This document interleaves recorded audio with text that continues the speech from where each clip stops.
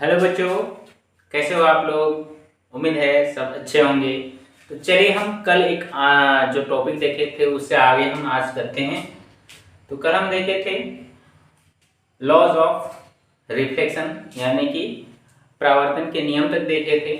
आज हम देखेंगे उससे आगे। आज हम जानने वाले हैं दर्पण के प्रकार। ठीक है। तो दर्पण के मुख्य रूप से कितने प्रकार होते हैं? 2 प्रकार होते हैं। तो दर्पण का 2 प्रकार होता है। कौन कौन सा? एक हो जाएगा समतल दर्पण,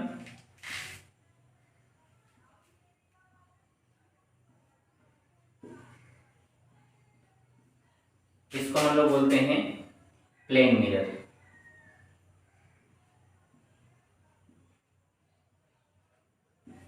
और दूसरा क्या है?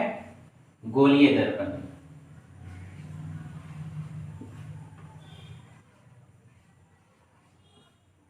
Spherical mirror.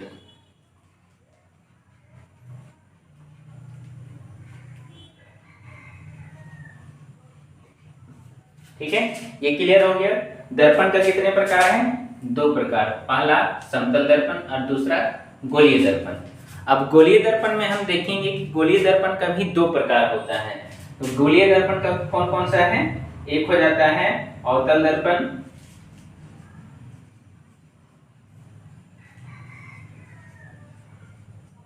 और दूसरा क्या हो जाता है? उत्तल दर्पण। तो चलिए हम देखते हैं समतल दर्पण किसको कहेंगे, उसके बारे में, उसका सरफेस कैसा होता है, एक एक करके हम देखते हैं। तो सबसे फर्स्ट यहाँ पे समतल दर्पण है। ठीक है।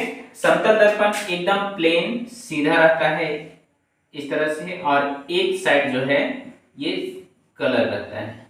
ठीक है। अब इसमें आप लोग कमेंट में मत लाना है आप लोग की जो आईना जो रहता है उसका बैक साइड में जो कलर किया हुआ रहता है वो कौन सा लेप लगाया जाता है, किसका लेप लगाया जाता है, उसके बारे में कमेंट करके बतलाइएगा। नहीं जानिएगा तो जरूर बतला देंगे। तो ये हो गया आपका समतल दर्पण। यहाँ पे क्या है?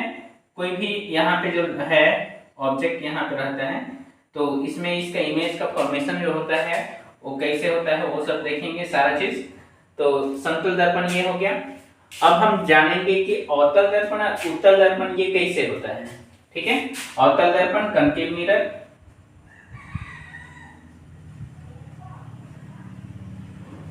और ये कन्वेक्स मिरर हो जाता है। ठीक है। अब हम जानेंगे कि कनकेव मिरर कब बनेगा स्फेरिकल। ये जो है ना गोलीय, गोलीय एक गोला रहता है। देखिए एक गोला बनाया हुआ है ना, ये गोला है। अब इसमें से हम इसको काटते हैं। ठीक है। अगर काट के हम लोग का इसका जो है, जैसे कि मान के चलिए हम इतना टुकड़ा इसको काट दिए। ठीक, काटे तो इसका जो है रिफ्लेक्टिंग सरफेस जो है बाहर की तरफ, अगर ये इधर पॉलिश किया हुआ और इसका रिफ्लेक्टिंग सरफेस अगर बाहर हो जाता है तो ये हो जाता है उत्तल दर्पण। ठीक है। अब इसमें जो है ये स्फीयर का जो ये पार्ट में हम देखते हैं,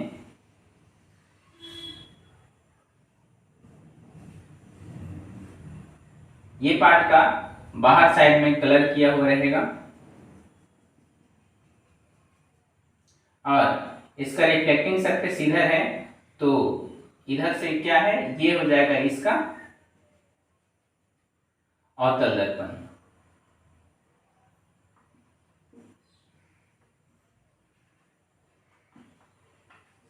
ठीक है। तो सभी के बारे में हम एक एक करके देखेंगे। अवतल दर्पण जिसका यहाँ पे, उत्तल दर्पण में यहाँ पे बोल देंगे कि जिसका परावर्तक पृष्ठ जो है बाहर की ओर निकला हुआ रहता है उत्तल दर्पण कहा जाएगा। और अवतल दर्पण जिसका परावर्तक पृष्ठ अंदर की ओर घुसा हुआ रहता है वो अवतल दर्पण हो जाएगा। आप लोग चम्मच से इसको गैस कर सकते हैं, चम्मच देखे होंगे आप लोग।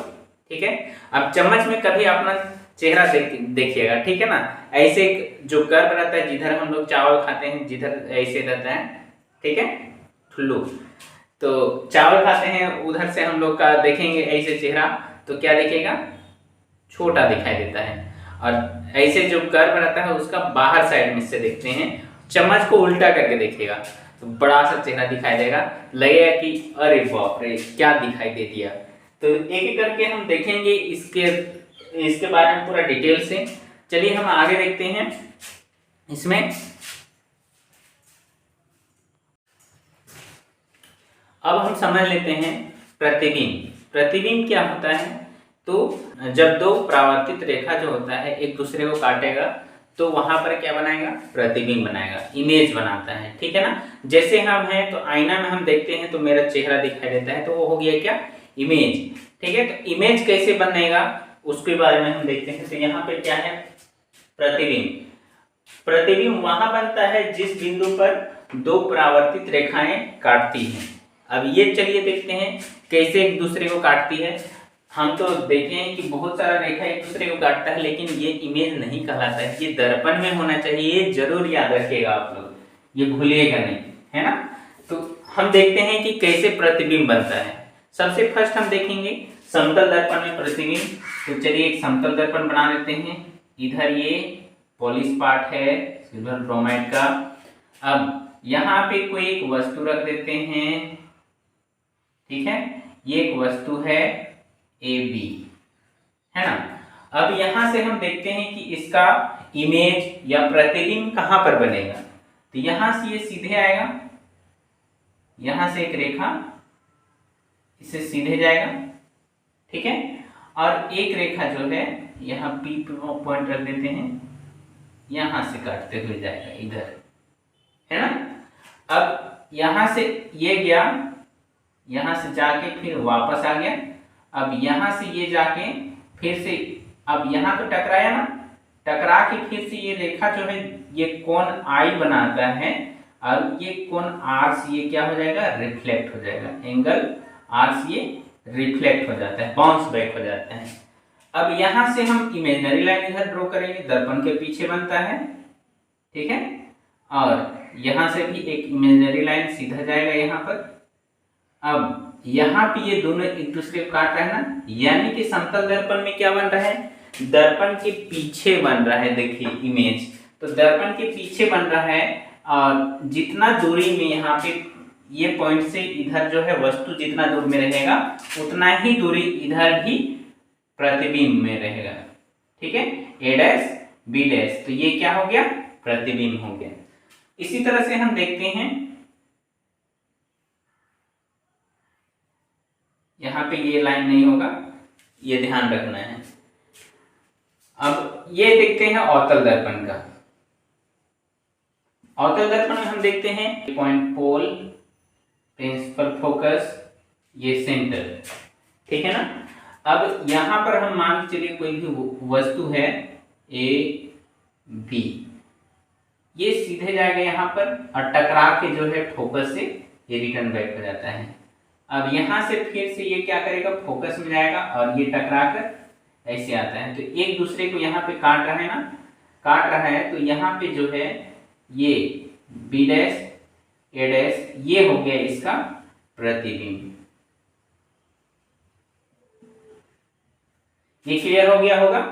तो यही इसी के बारे में हम देखते हैं। अब इसका जो इमेज जो रहता है ना, एक देख रहे हैं आभासी बन रहा है, यानी कि दर्पण के पीछे बन रहा है तो आभासी प्रतिबिंब बन रहा है, और एक दर्पण के जस्ट आगे बन रहा है यहाँ पे, तो ये वास्तविक बन रहा है। तो ये सब के बारे में हम पूरा डिटेल से देखते हैं। तो इससे हम जान गए कि आभासी प्रतिबिंब बनता है और एक वास्तविक प्रतिबिंब बनता है। तो चलिए हम देखते हैं आभासी प्रतिबिंब किसको कहते हैं और वास्तविक प्रतिबिंब किसको कहते हैं।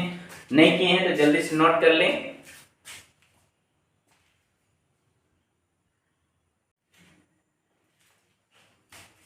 तो अब हम देखते हैं वास्तविक और आभासी प्रतिबिंब के बारे में, थोड़ा सा डिफरेंशिएट करके इसको पूरा अच्छा से डिटेल से देखते हैं। तो सबसे फर्स्ट देखते हैं वास्तविक प्रतिबिंब। वास्तविक प्रतिबिंब क्या होता है? तो वास्तविक प्रतिबिंब यहाँ पे देखें तो यह तब बनता है जब प्रकाश की किरण एक दूसरे को काटती है। अब कैसे काटती है भाई प्रकाश की किरण एक दूसरे को? तो चलिए इसके बारे में देख लेते हैं। ये क्या है? एक अवतल दर्पण है। यहाँ से एक प्रकाश का किरण गया, अवतल दर्पण है तो कर्व है, कर्व है तो यहाँ से ये टकरा के इधर आ जाएगा। अब सपोज दैट यहाँ से भी एक प्रकाश गया इधर, ठीक है, और ये भी यहाँ से बाउंस बैक करके एक दूसरे को काट रहा है। यहाँ पे जो प्रतिबिंब बन रहा है ये हो गया, यहाँ पर एक दूसरे को काटती, प्रकाश की किरण क्या है, एक दूसरे को काटा तो प्रतिबिंब बना। अब इसमें देखते हैं यह तब बनता है जब प्रकाश की किरण एक दूसरे को काल्पनिक रेखा द्वारा काटती है। अब काल्पनिक रेखा ये उत्तल दर्पण है, एक रेखा ये लिए और एक रेखा ये प्रकाश की किरण है, ठीक है। अब यहां से जो है ये टकरा कर तो इधर आ जाएगा लाइट, और ये लाइट जो है इधर टकरा के चला जाएगा। लेकिन यहाँ पे जो है हम एक काल्पनिक रेखा ड्रॉ करते हैं, यानी कि एंगल आई एंगल आर करते हैं ना, तो इससे इधर एक इमेजिनरी लाइन बनेगा इससे, ठीक है। और यहाँ से भी एक ये रेखा से जो है सीधा में एक इमेजिनरी लाइन, तो यहाँ पे काटा, तो ये काल्पनिक रेखा द्वारा एक प्रतिबिंब बना रहा है। ये हो गया इसका सेकेंड पॉइंट। हम देखते हैं इसे पर्दे पर प्राप्त किया जाता है, ठीक है। हम देख रहे हैं कि दर्पण से इधर बन जा रहा है ना, तो इसको हम पर्दा में क्या कर सकते हैं, देख सकते हैं। लेकिन दूसरा में हम देखते हैं आभासी में इसे पर्दे पर प्राप्त नहीं किया जाता है। क्यों नहीं किया जाता है, क्योंकि ये दर्पण है, दर्पण के पीछे इसका इमेज बन रहा है, तो क्या हम उसको देख पाएंगे, नहीं देख पाएंगे। इसी के चलते इसे पर्दे में प्राप्त नहीं किया जाता है। तीसरा हम देखते हैं प्रतिबिंब वास्तविक तथा उल्टा बनाता है। प्रतिबिंब वास्तविक बनता है लेकिन उल्टा।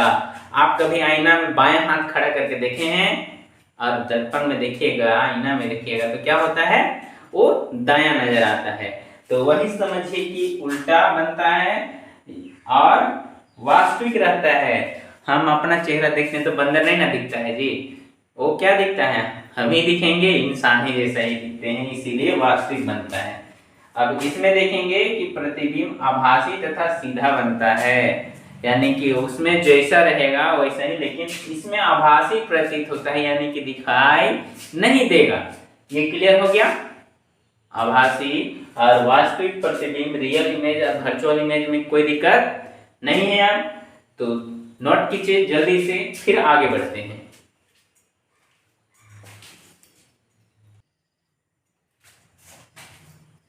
तो चलिए अब हम आगे देखते हैं समतल दर्पण द्वारा बना प्रतिबिंब के बारे में देखेंगे।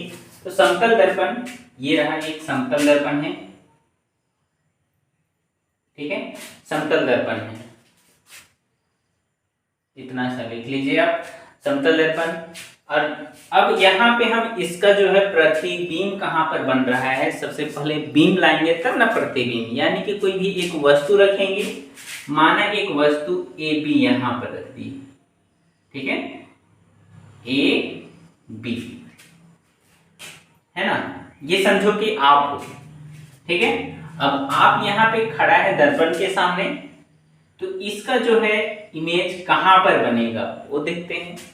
सबसे फर्स्ट इसका रे डायग्राम, यहां से ये सीधे जाएगा और यहां से सीधे जाके ये टकरा के वापस आएगा, ये क्लियर हो गया।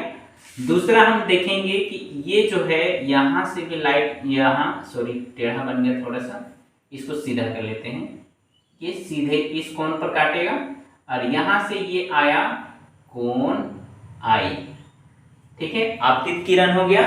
अब यहां से ये क्या करेगा, रिफ्लेक्ट करेगा इधर परावर्तित किरण, ये कोण आर हो गया, ये क्लियर है। अब यहां से जो है इतना तो कोई दिक्कत नहीं है। अब इसमें से हम इधर क्या करेंगे, एक इमेजिनरी लाइन, ये सीधा आएगा ये, ठीक, और यहां से भी एक जो रिफ्लेक्टेड रे इधर आया ना, यहां का एक इमेजिनरी लाइन इधर चला जाएगा। तो चलिए यहां पर मिल गया, यहां पे काटा एक दूसरे को, तो यहां पे बना दिए ये इसका प्रतिबिंब ए डैश बी डैश, ठीक है। अब समतल दर्पण का जो बोलता है कि जितना दूर में अगर हम कोई भी वस्तु को रखे हैं तो उसका प्रतिबिंब भी इस दर्पण से उतना ही पीछे बनेगा, यानी कि मान के चलिए इसको u रखे दर्पण तक का दूरी, तो इसको भी रख देते हैं फाइनल डिस्टेंस, तो यहाँ पे जो है u बराबर भी, ये दोनों इक्वल रहेगा इसमें समतल दर्पण में, ये बोल रहा है, अब चलिए हम समतल दर्पण का जो प्रतिबिंब होता है उसका गुण के बारे में देख लेते हैं। तो रे डायग्राम जल्दी से नोट कीजिए, फिर आगे देखते हैं।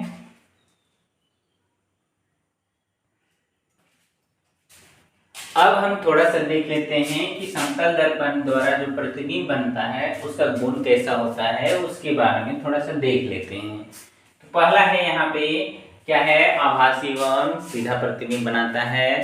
यहाँ पे पहले हम देखे रे डायग्राम ड्रॉ किए, तो वहां पे क्या था कि दर्पण था, ठीक है।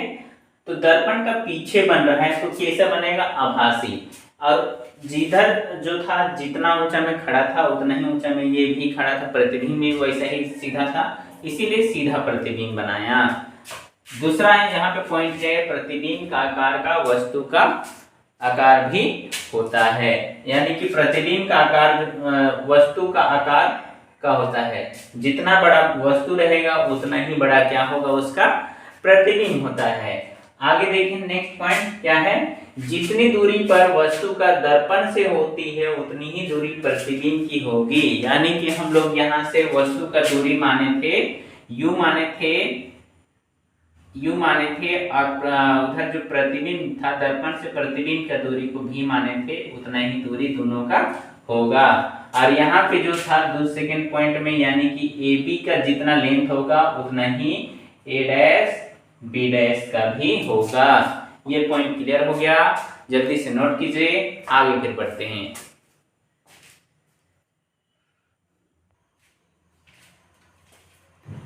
अब हम थोड़ा सा हम देख लेते हैं पार्श्व परिवर्तन यानी कि लेटरली इन्वर्टेड के बारे में थोड़ा सा देख लेते हैं क्या होता है।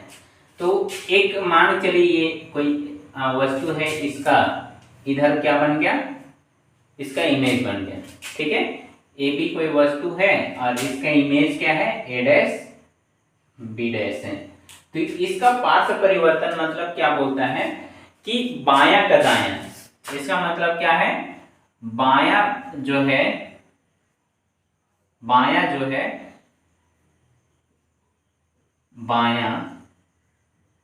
का जो है दायां दिखाई देगा और दायां का जो है